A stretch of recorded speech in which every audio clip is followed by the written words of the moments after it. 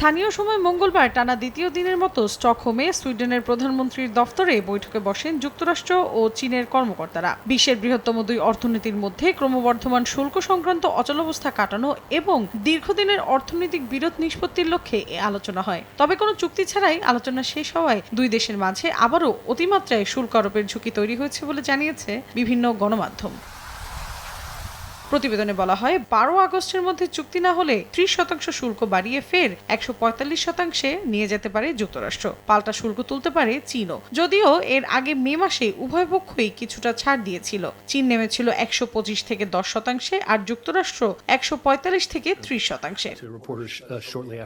এ বিষয়ে মার্কিন treasury secretary Scott Bessent ও মার্কিন বাণিজ্য প্রতিনিধি জেমিসন গ্রিয়ার বলেন, বৈঠকটি গঠনমূলক ছিল এবং শুল্ক বিরতি বাড়ানোর জন্য একটি চুক্তি সম্ভব হতে পারে। তবে এখনো প্রেসিডেন্ট ট্রাম্পের কাছ থেকে চূড়ান্ত কোনো অনুমোদন পাননি বলেও জানান তারা।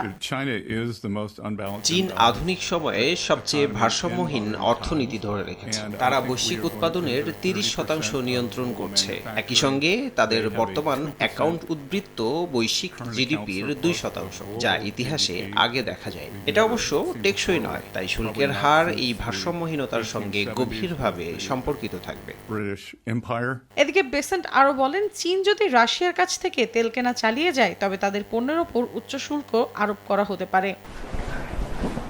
অন্যদিকে চীনের শীর্ষ কর্মকর্তা জানান, বেইজিং ও ওয়াশিংটন একে অপরের ওপর বর্তমান শুল্ক হার বহাল রাখার সিদ্ধান্তে পৌঁছেছে।